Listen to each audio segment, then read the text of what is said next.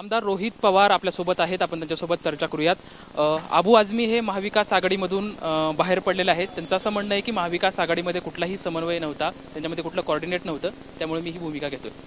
ठीक आहे, त्यांची व्यक्तिगत भूमिका आहे का देशाचे नेते यादव भाऊ त्यांची ती भूमिका आहे हे आपल्याला बघावं लागेल.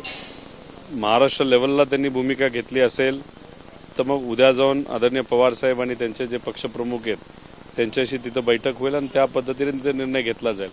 शेवटी निकाल लागल्यानंतर बरेच पक्ष म्हणतात यांच्यामुळे झालं त्यांच्यामुळे झालं, आणि मग त्यावेळेस जेव्हा आपण इलेक्शन लढत असतो त्यावेळेस काय भूमिका आपण घेत असतो ही जास्त महत्त्वाची असते.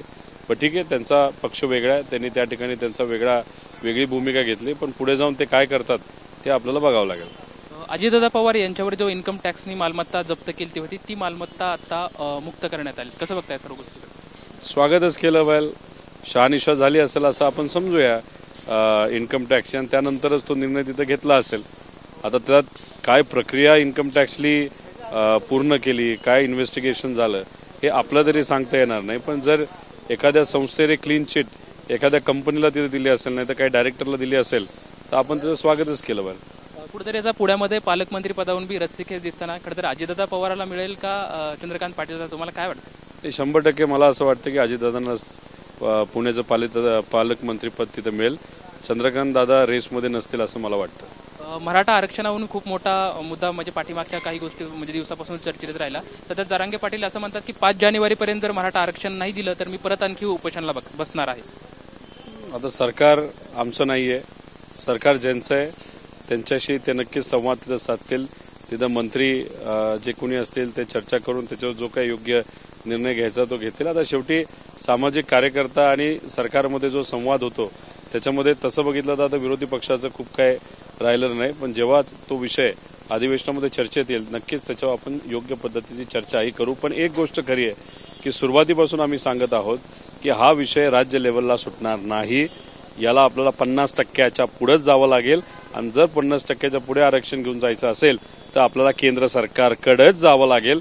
त्याच्यामध्ये पार्लमेंटमध्ये एक अध्यादेश आणावा लागेल, तो पास करावा लागेल, आणि मगच 50% पुढे जाऊन आरक्षण कोर्टात टिकेल हे आपल्याला मिळत राहील. इथं आपण जर बोलत राहिलो, भांडत राहिलो, याच्यामध्ये फक्त समाजामध्ये वाद निर्माण होईल, तेढ निर्माण होईल, विषय सुटणार नाही. विषय सोडवायचे असतील कुणी किती काय सांगितलं तरी आपल्याला केंद्र सरकारकडे जाऊन पार्लमेंटमध्ये जाऊनच तिथं अध्यादेश काढावा लागेल. पवार साहेब हे पण मरकडवाडीला जाणार आहेत आणि आम्ही सोमवारी सर्वजण एकत्रित येऊ आणि पुढची दिशा ठरवू असं त्यांनी म्हटलेलं आहे. राहुल गांधी पण त्या ठिकाणी जाणार आहेत आणि त्यांच्या एका मोर्चाची सुरुवात त्या ठिकाणी करणार आहेत. सर्व गोष्टीकडे तुम्ही कसं बघताय किंवा काय तुमची भावना आहे? एक तर लोकांची भावना आहे की बॅलेट पेपरवर परत इलेक्शन व्हावं, कारण का ईव्हीएमवर आता सगळेच लोक शंका घ्यायला लागलेत. नेते तर घेतच आहेत, पण नेते सोडून सुद्धा सामान्य लोक जर शंका घ्यायला लागले मग नक्कीच कुठे ना कुठेतरी काही ना काहीतरी चुकीचं आहे. आता उद्या साहेब जात आहेत नाही जात हे मला माहीत नाही, राहुल गांधीजी येत आहेत नाही येत हे पण मला माहीत नाही, आणि ते दोन तिथं मोठे नेते तिथं जात असतील तर नक्कीच एक वेगळं वातावरण तिथं निर्माण होईल. पण विषय महत्त्वाचा कुठला नेता काय भूमिका घेतो याच्यावरनं नाही.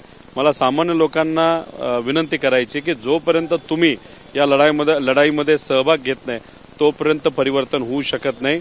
हे लोकांनी आंदोलन केलं, लोकांनी याच्यामध्ये जर उडी मारली तरच लोकशाही टिकेल. नेत्यांनी फक्त याच्यामध्ये पुढाकार घेऊन काही होणार नाही. खरंच लोकशाही आपल्याला टिकवायची असेल, सामान्य लोकांचं प्रतिनिधित्व करणाऱ्या लोकांना आपल्याला उद्या निवडून द्यायचं असेल तर मग बॅलेट पेपरवरच आपल्याला जावं लागेल. आणि जर ज्या पद्धतीने आज जर ईव्हीएम सेट केलं जात असेल त्यातून मग उद्या जाऊन नेत्याचीच मुलं निवडून येणार आहेत, त्यातून कॉन्ट्रॅक्टरचीच मुलं येणार आहेत, त्यातून बिझनेसमनचीच मुलं येणार आहेत, आणि निवडून आल्यानंतर गरिबाचा विषय कुणी मांडणार नाही. आपापल्या लेवलचे विषय मांडतील, कॉन्ट्रॅक्ट घेतील, धंदा करतील, त्याच्यावर आपलं कुटुंब मोठं करतील.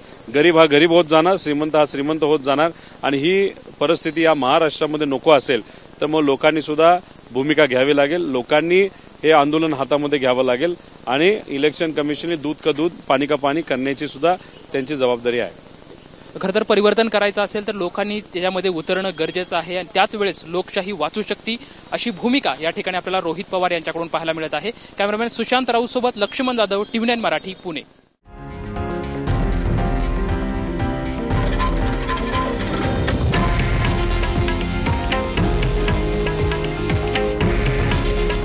हे आहे देशातील नंबर 1 न्यूज नेटवर्क आणि आपण पाहत आहात TV9 मराठी.